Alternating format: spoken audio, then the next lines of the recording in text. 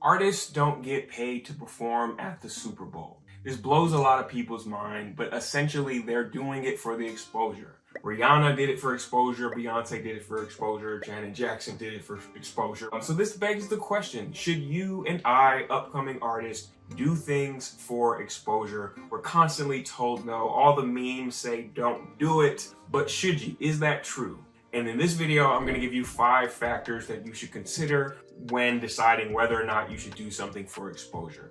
If you're new here, my name is Marcus. I am a composer, I am a producer. I wrote the score for Apple TV's Lady in the Lake. I scored Home for Jesus Save Your Soul. I worked with Beyonce, Andra Day, Chloe and Halle. I worked with Juilliard. I worked with the Atlanta Opera. I am director of Southside Symphony. I work in a lot of different mediums, so I'm happy to kind of lend you my expertise on this channel and give you my perspective as somebody who maybe just has done a little bit more than you have, or maybe is a step or two ahead, but not way too far away.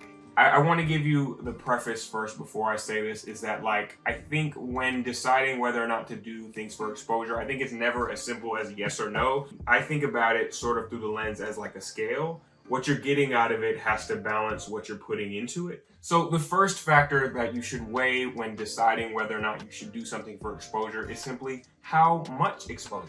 Like if it's the Super Bowl and millions and millions of people are going to be seeing you, that's an obvious one. But what's a more realistic example? I'll talk about something that I've faced is say sometimes with me at Southside Symphony, we do the strings for people's albums and we're paid for that, but say exposure was on the table for it. If I just do these strings on this project and my name is listed deep in the credits of the album in this day and age where most people are streaming it, that might not be a lot of exposure. But if Southside Symphony is listed as a featured artist and our profile is tagged on Spotify as a feature, so that when somebody goes and plays this, this new Michael Jackson record that just came out and it links to our page and everybody who streams that has the option to link to our catalog of music, that's a little bit more of an exposure thing. I kind of think about it as a scale, and you have to think about it, whatever medium you work in, how much exposure and how direct is that exposure. The second factor I think about when deciding if I should do something for exposure is how much work is being asked of me. For example, if you're a musician, somebody might ask you, can you write 15 seconds of music for our little jingle for our commercial? Or somebody might ask you, hey, can you write the music for this feature film that's a 90-minute film and we need 70 minutes of music? Those are two very, very, very, very different asks. If something is gonna take me, a couple hours, that's one thing. If something's gonna take me a couple months, that's a completely different thing. So you have to be aware of how much work is being asked of me, and the payoff needs to be way, way more if there's way, way more work. The third thing I consider, it starts getting a little more complicated, but it's something that I definitely weigh, and that is there an opportunity for back-end money of some kind?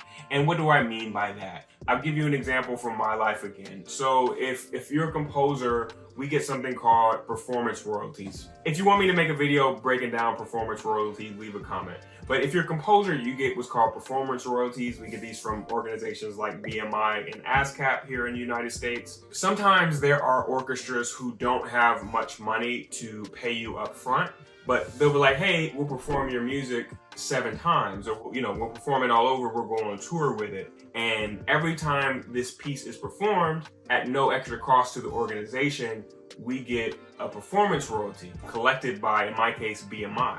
So hypothetically, if an orchestra came to me and was like, hey Marcus, we only have a little bit of money, we can't pay your full commission fee to get you to write this orchestra piece, but we'll perform it 10 times this year, then I would know, to me, I'm like, hey, then I would think to myself, I'm like, okay, so maybe they're asking me to do this for kind of exposure on the front end, but I know that I'll get this back end money after they play it all these times, and they're gonna play it at this conference with a bunch of other orchestra directors, and they'll probably like my music and somebody else will play it there as well. So there can be opportunities for back end money even if you're not getting it out in the front, and then in that case it becomes like an investment rather than just doing something for somebody as a favor. So that's something to think about. You might have to get creative, and your business has to be set up in whatever industry you're working in. But like, you can get creative and you can get entrepreneurial, then you can make these situations work for you sometimes, if it makes sense. Fourth, this one's kind of like unambiguous. Are other people getting paid? For example, say you're being asked to work on a film, because film has makeup, film has cameras, film has lights, film has sets, yada yada yada. Whatever medium you could be working on, they'll probably need you in some film. So something I might ask or want to know is like, are other people on this project getting paid? For example, if the lighting designers are getting paid, then you have money for music. If you have money for costumes, if you have money for makeup, then you have money for music. And if you don't, then that means you just don't value music and you don't value what I do.